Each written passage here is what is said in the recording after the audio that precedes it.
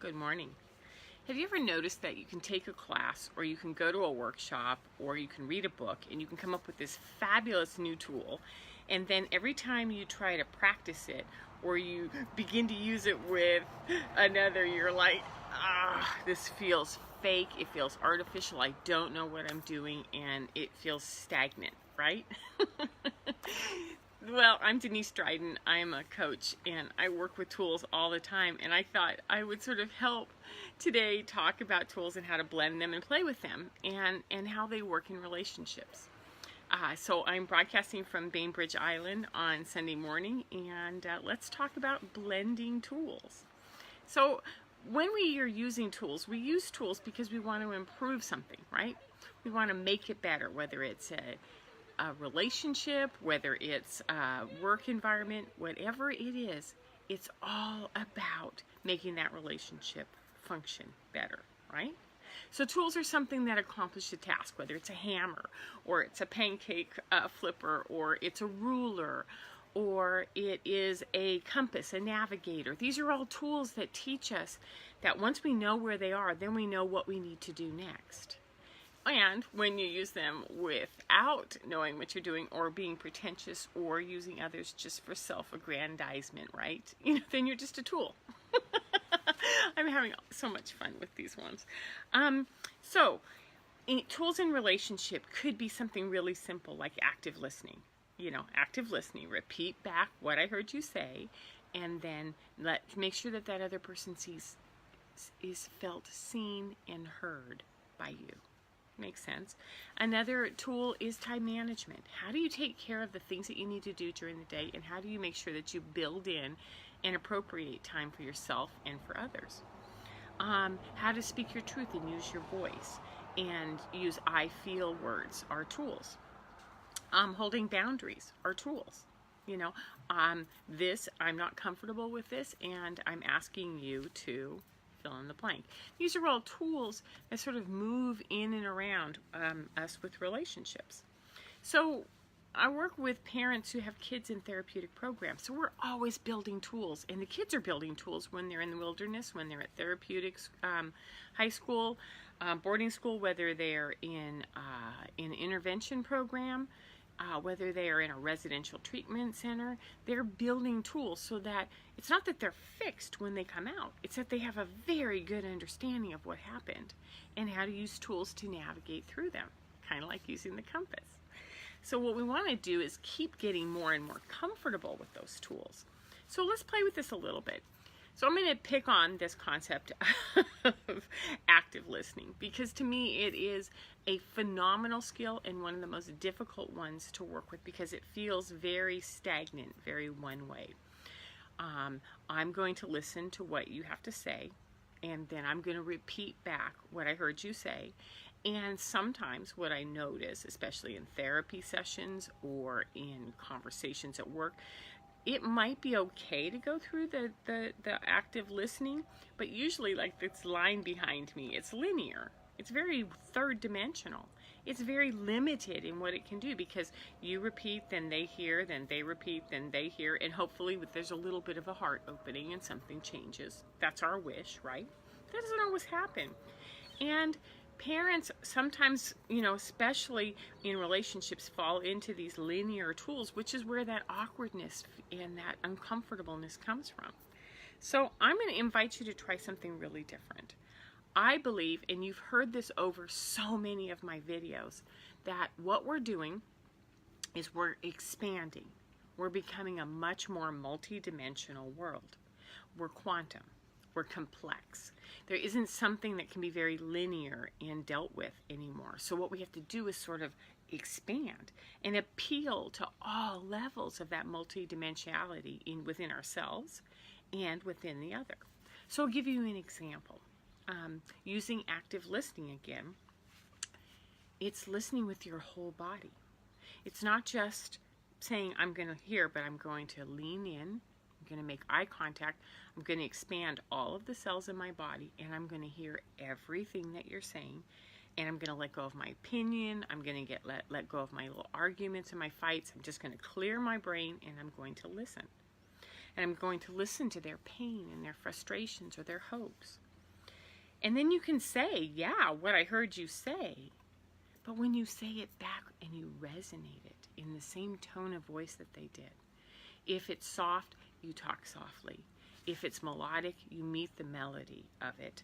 Whatever you need to do so that they feel heard takes a linear example and blows it out into, my gosh, you know, Denise, when she listens, she holds space. She's completely present. She really listens.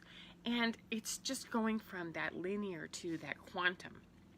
Now, let's play with this a little bit, because once we have that toolkit, right? I've got 4, 5, 6, or 7. I've brought some little props here for, not really props, but some examples. One of my absolute favorite tools come from these 2 books, The 4 Agreements and The Fourfold Way.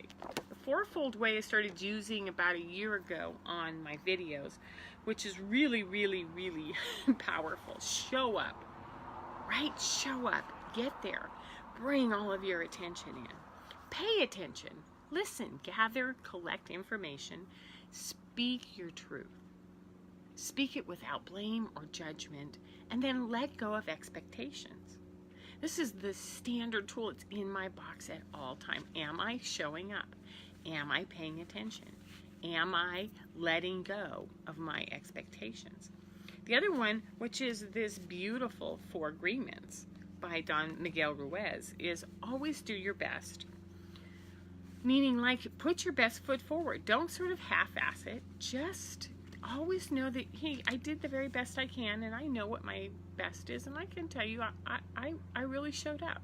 Be impeccable with your word, right? Impeccable, meaning don't exaggerate, don't falsify, don't stretch.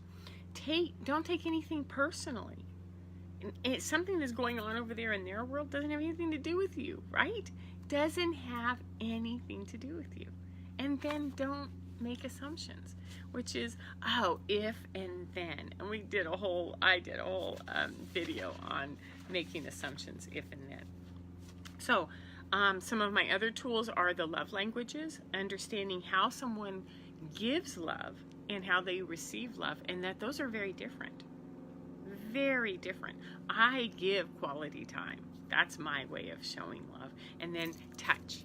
And I often am with other people who don't have that same way of seeing love. So I have to stretch, and I have to learn how to do words of affirmation or acts of service or give gifts. Because that's not something that matters to me, but I know it matters to someone else. Holding space. What we talked about is being able to expand and be present is a deep tool of mine. The other one we've talked about, body as a pendulum, being able to do yes and no's. There are times when I'm listening to someone and I'm like running my hands and going, oh yeah, okay, no, I'm totally off base. Am I even paying attention? No. Bring it in, pay deeper attention. Polarity, the idea that 2 opposites can exist at the same time. They have to. Anytime we're feeling this, there's going to be the direct opposite feeling, and that these 2 are going to move back and forth.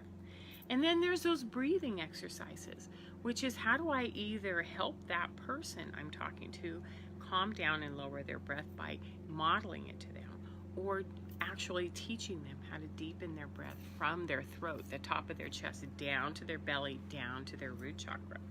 So let's talk about how we blend some of these. If we're looking at multidimensionality, what we have is deep listening, holding space, being present, right? Also, up over here is, I wonder how they feel seen and heard.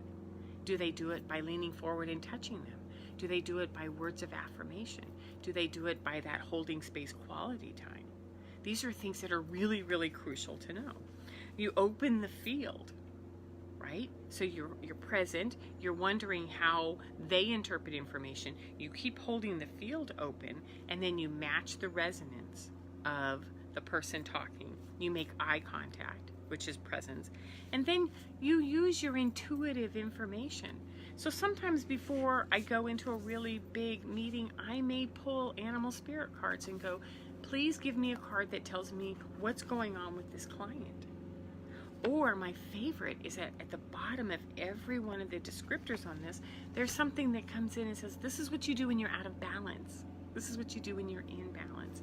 And in order to bring yourself in balance, they'll give you an activity to go do. It's like, excellent. So to drive this absolutely home, I'm going to give you an example of a coaching session I had last week, which was fabulous. I was working with a client who was hurting over something that another didn't do to acknowledge what he, does for them. Time, energy, money, all of that. And what we did was we started to work with, are you making assumptions? Do you have expectations that are not being met? Did you take something personally? So we're using, of course, the 4 agreements.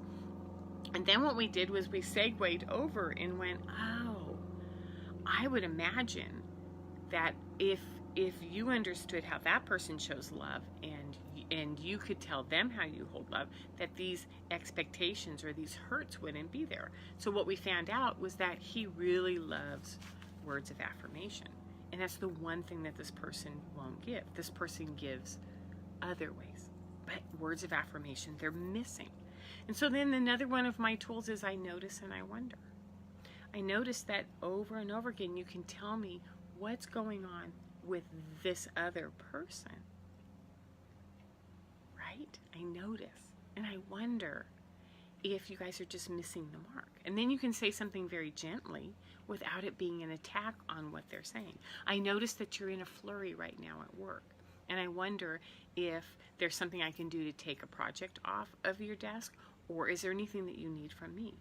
These are really gentle ways of being able to use tools and expand the field. I'm here, I'm present, and I'm listening. And then to use words of empowerment, which is I noticed that you did a phenomenal job of talking to every single person in that boardroom today, and it was fabulous to watch how you made a connection with each of them. And then you watch that person go, wow. So blend them, play with them, grab things from everywhere, kind of like the way you would when you're, like, I don't know, I'm a cook. Yeah, I have tools all over the place when I'm done cooking because I like to know exactly what it's for and to use it and then to play with it. Well, I wonder if it'll do this and I wonder if I'll do that, and the bowls and everything, and it's all over the place. So use your tools, play with them, blend them. Don't be afraid to mix them and let them piggyback one on top of the other. So if you want more information on how this works, let me know. My name is Denise Dryden. You can find me on Denise Dryden Coaching, and have a fabulous Sunday and a fabulous week. Take care. Bye-bye.